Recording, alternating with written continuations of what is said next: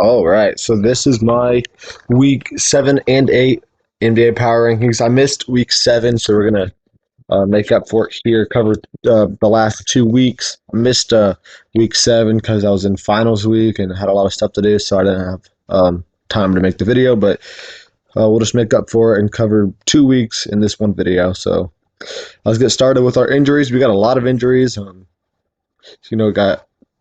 Got a lot of new injuries and got a lot of people that are actually becoming healthy, so that's good. I got Lonnie Walker, who's injured for about one more week. Zach LaVine was injured for a week, but he's already back. Jalen Smith was out for 2 weeks. He's going to be questionable this week. Andrew Nimbard is going to be out for a week. Mitchell Robinson, that's a big injury, out for 8 to 10 weeks.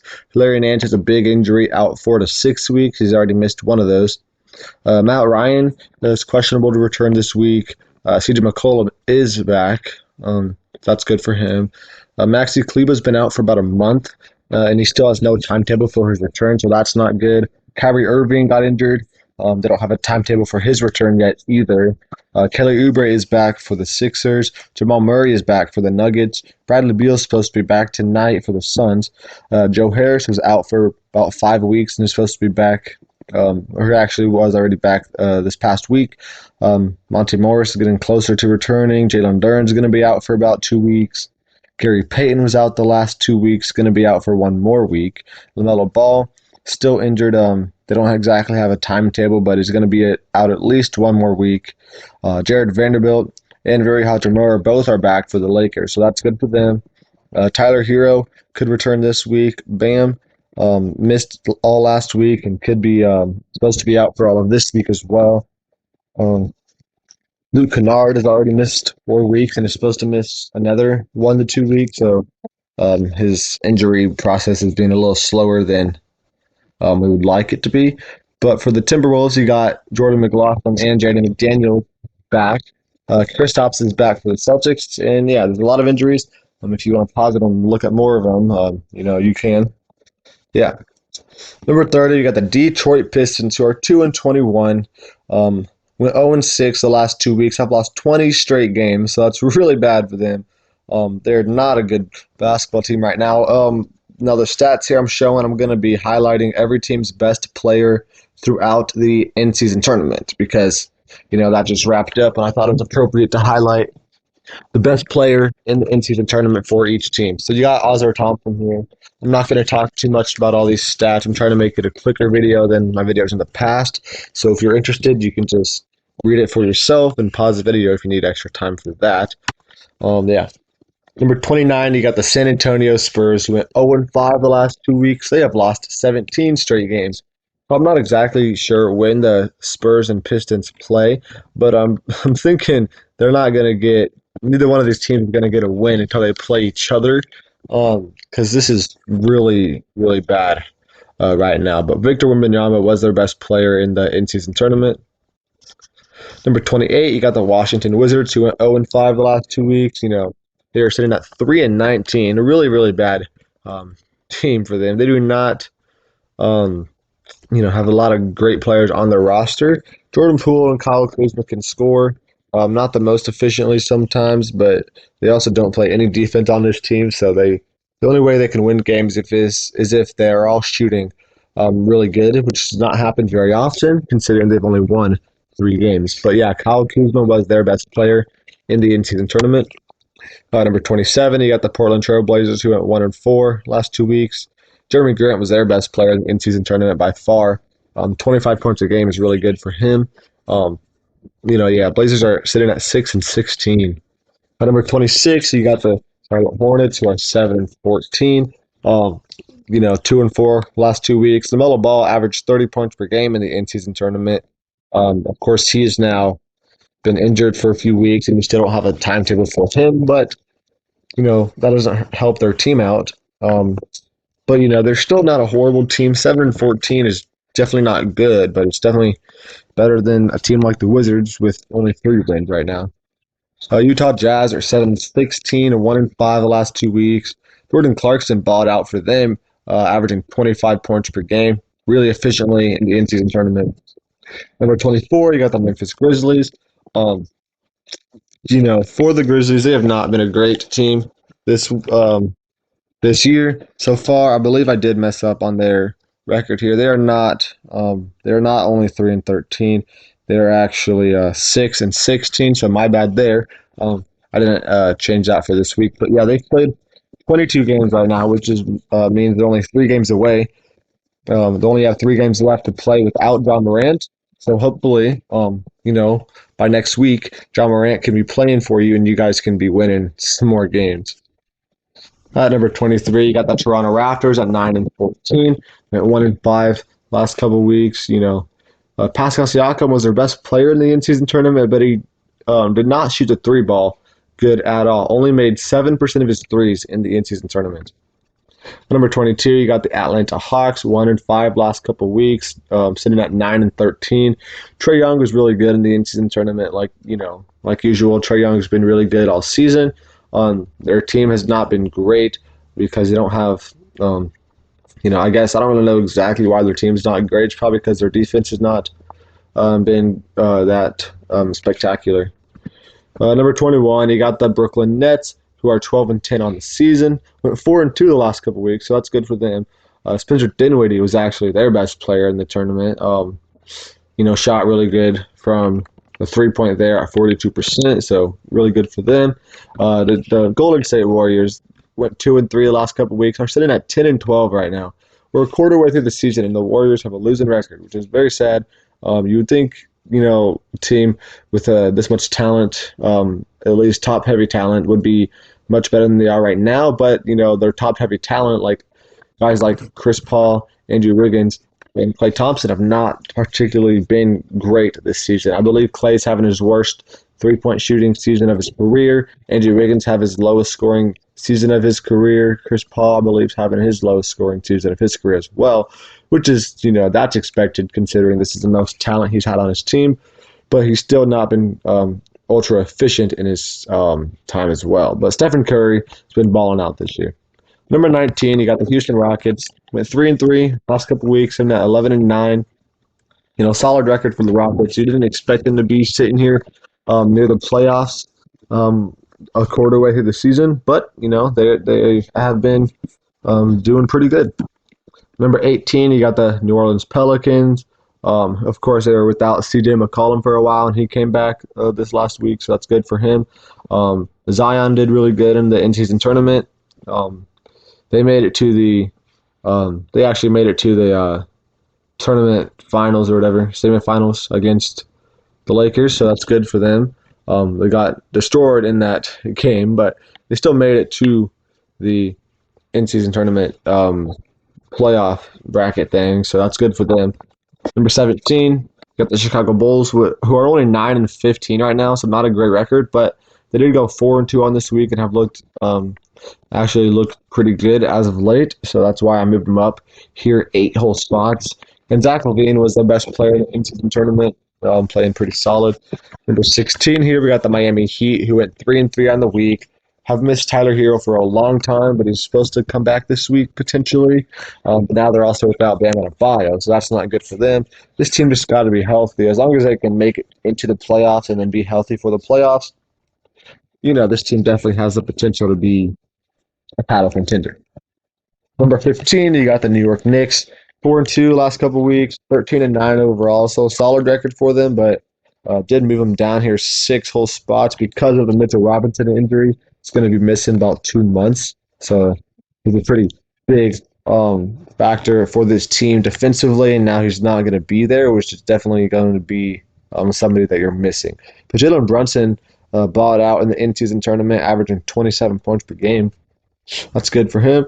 Here we got the Clippers at 14. They went 5-1 the last couple of weeks. They've actually looked like a competent basketball team, which was not the case for the first few weeks with James Harden. But recently, been doing a lot better. Kawhi was their best player in the tournament. Cleveland Cavaliers 13-10 now, 4-2 on the week. They've just been pretty average team so far, so they're going to be sitting here around 13, about the middle of the pack. Evan Mobley was amazing in the in-season tournament, averaging 17 to 13 rebounds with 3 blocks per game. That's really good for him. Number 12, you got the Dallas Mavericks, 14-8, 4-2 last couple of weeks. They're going to be without Kyrie for we don't exactly know how long. Probably a short amount of time, just about a week or two, probably. But we don't have an exact timetable. But you're going to expect him to be out at least 1 week, maybe more. And Luka Doncic was amazing in the tournament, averaging 34 points per game on over 50% shooting from the three-point line. Number 11, you got the Phoenix Suns, who went 1-4 the last couple of weeks, so really bad last couple of weeks for the Suns. On the plus side, they do have Bradley Beal returning for them, so that's good. They did also make the in-season tournament playoffs, or whatever bracket play, and Kevin Durant was amazing, averaging nearly 35 points on 60% shooting with almost 70% on threes. So yeah, Kevin Durant carried them throughout the in-season tournament. Of course, they did have other injuries to Booker and Beal during that time. Number 10, you got the Nuggets, who are 3-3 the last couple of weeks. Jamal Murray came back about last week, and they've been doing better with Jamal Murray, but still not as good as you want them to be. But I feel like they will definitely hit their stride at some point. Their bench is lacking, but they're too top heavy to be, only at 15-9. I believe they'll get to be my top 5 power rankings pretty soon. Nikola Jokic was amazing in the in-season tournament, averaging a 30-point triple-double. Number 9 here, got the Philadelphia 76ers, who are 15-7, went 3-2 the last couple of weeks. So not a great the last couple of weeks, just an all right one. Embiid was great in the in-season tournament, averaging 34 and 12 with nearly 2 steals and 2 blocks a game. Number 8, you got the Sacramento Kings, who went 4-2. They did really good. I believe they made the bracket play, but they did not end up winning any games in that. But De'Aaron Fox was amazing, averaging 35 points a game.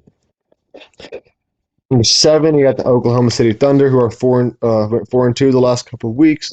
15-7 overall, so pretty solid record for the Thunder so far. And Shea was amazing in the tournament, averaging 31 points per game.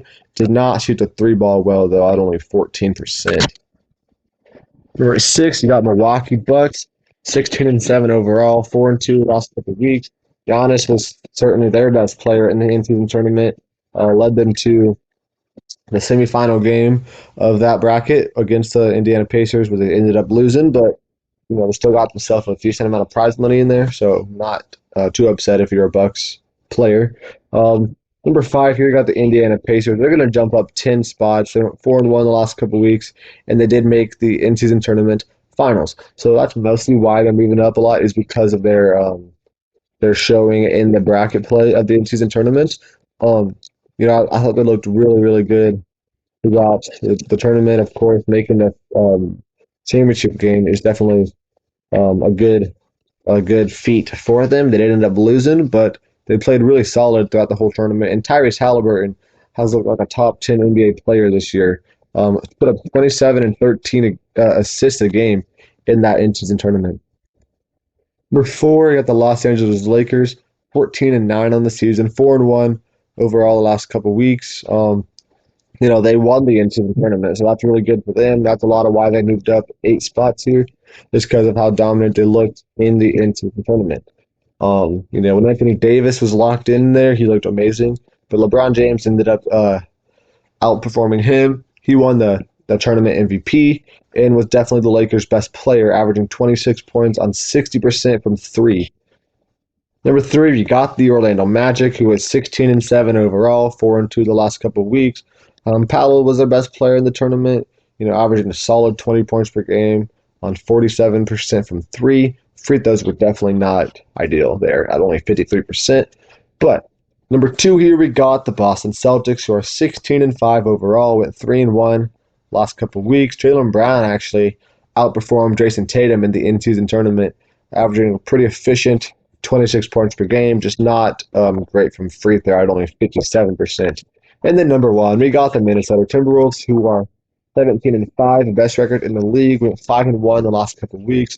And Karl Anthony Towns was their best player in the tournament, averaging 25 and 11, shot 48% from 3, outperforming Anthony Edwards. So good for him. Then now here we got our in-season tournament team, which was LeBron James, who did win the MVP. You also had Tyrese Halliburton, Kevin Durant, Anthony Davis, and Giannis Antetokounmpo on the in-season tournament team. And for the earnings, you got the champion Lakers at everyone on that team got 500,000. Everyone on the Pacers, who were the runner-up, got 200,000. Everyone that lost in the semis got 100,000 between the Bucks and the Pelicans there, and then everybody that lost in the quarterfinals, that being the Celtics, Kings, Knicks, and Suns, all got $50,000. So, even making it to the quarterfinals, we're still getting a pretty good paycheck there. Even though $50,000 to somebody that makes like 30 million a year isn't really much, still a good bonus. And then here we got our top performers. We do have 2 weeks of top performers, so there's going to be a lot of guys here. I'm not going to talk about everything. I'll just go over some of the better games here. Julius Randle put up a 20-20 game, also had a 40-point game, really efficiently. Donovan Mitchell had a 40-piece. Luka had nearly a 40-point triple-double. Then he had a 36, 15, and 18 game, and then another 40-point triple-double all in the last couple of weeks. So he was great. Walker Kessler had 6 blocks in a game. Jokic had a 32-point triple-double, a 36-point triple-double, and a 22-point triple-double. So 3 triple-doubles in the same 2 weeks. De'Aaron Fox dropped 40. Terry Rozier dropped 37 and 34 really efficiently this week from threes, making 7 and 8 threes in those games. Jalen Brunson had a 40 piece with 7 from 12 on threes. Tyrese Halliburton put up a 40-piece with 10 assists, put up a 26-point triple-double, and had a 27-point, 15-assist game. Trae Young put up 45 with 14 assists. Kawhi had a 40-piece. Bogdan Bogdanovic had a 40-piece. DeMar DeRozan had a 40-piece with 11 assists. And we also have another page of our top performers because we do have 2 weeks. Scottie Barnes put up 29 with 5 steals, had a 30-point triple-double as well these last few weeks. Mikal Bridges put up a 40-piece. Giannis had a 30-point triple-double and a near 30-point triple-double as well. Anthony Davis put up 27 and 14 with 5 blocks. And then he put up 40 and 20 with 4 blocks in the in-season tournament championship game. DeMarcus Sabonis had a 26-point triple-double. LeBron had a 31-point, 11 assists, 5 steal game with 8 rebounds, so nearly 30-point triple-double with 5 steals. Then he put up 35 and 8 in only 22 minutes, so that was really good. Very efficient 30-piece in only 22 minutes. Joel Embiid dropped a 50-burger with 13 boards. He also had a 38 and 14 game with 4 blocks in that. Desmond Bane nearly put up 50, had 49 in a game. Paolo got a 40-piece. Shea had a 30-piece with 6 steals, very efficiently as well. He also put up another 38-point game with 5 steals, so really good for him. Rudy Gobert had a 16-point, 20-rebound game with 6 blocks. It's a really good game there. Jaren Jackson Jr. put up a 40-piece. Wemby had a 20-20 game with 4 blocks, and then a 15 and 18 game with 5 blocks. So a lot of really good performances this week. If you wanted to look at all the stats from those games that I showed, you can pause it and read it yourself because I don't feel like spending 10 minutes to go over everything. But yeah, that is my video. Thank you for watching. Make sure to come back next week for an updated power rankings list, and make sure to check out my NFL power rankings as well.